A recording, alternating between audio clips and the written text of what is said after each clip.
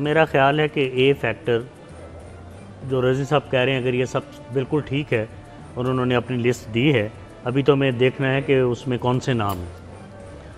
बहुत ज़्यादा असरअंदाज होगा, वोटर्स टर्नआउट बढ़ेगा, जमात इस्लामी के एक्टिव होने से भी वोटर्स टर्नआउट बढ़ेगा। सही।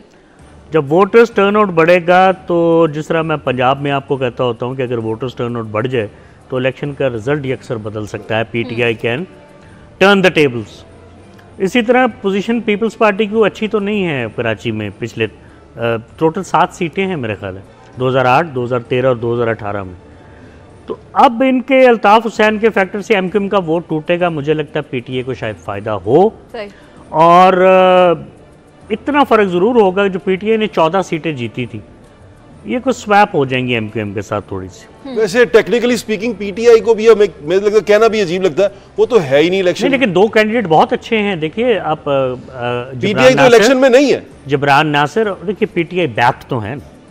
जबरान नासिर है, वहाँ पे आलमगीर है, वो जिन्होंने गटर के ढकने लगाए थे। हाँ सर। अच्छा, दूसरा सोशल मीडिया स्टार है दोनों। ये जो इलाका है क्लिफ्टन का और डिफेंस का, हाँ जी, यहाँ पे पीटीआई की बहुत डोमिनेंस।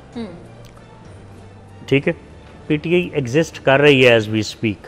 ओके। वो पीटीआई बैक्ड कैंडिडेट हो या पीटीआई का कैंडिडेट हो, वो एग्जिस्ट कर रही है, उन्हें वोट डालने की इजाज़त है। सही। अगर कोई law and order situation create नहीं होती, क्योंकि लॉ एंड ऑर्डर सिचुएशन जब क्रिएट हो तो जो एफ्लुएंट तबका होता है आपकी सोसाइटी का, खाता पीता, वो वोट डालने नहीं जाता। उस सूरत में डिफेंस और क्लिफ्टन की जो वोटिंग है वो अफेक्ट होगी। बिल्कुल ठीक है। Having said that, I can feel Jamaat Islami getting at least 1 seat, क्योंकि सर्विस भी आ रहे हैं, मैंने भी पढ़े, एटलीस्ट 1 सीट। कराची, आप यस, ओके।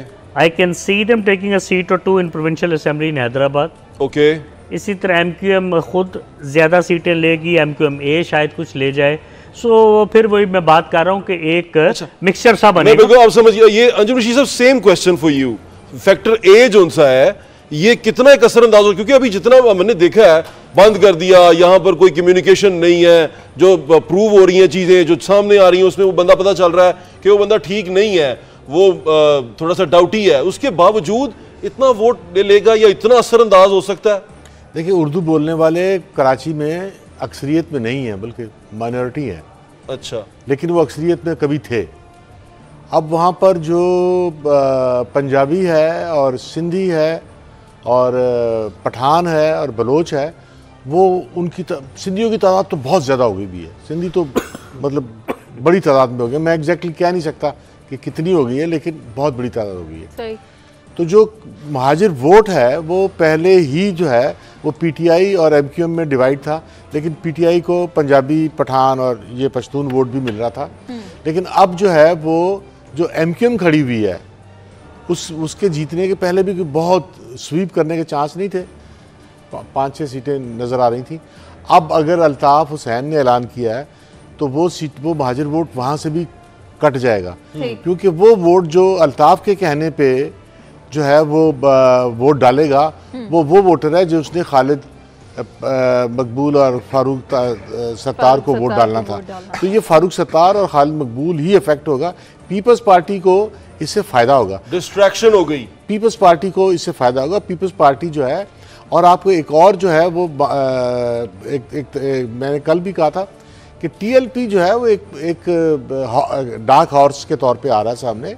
टीएलपी जो है वो कुछ सीटें ले जाएगा। कराची में पहले भी ले गए। कराची में एक थी, लेकिन इस दफा थोड़ा सा उनका जोर ज्यादा है। और जमात इस्लामी भी लेगी टिकट। ब्रेक पर जाने का कहा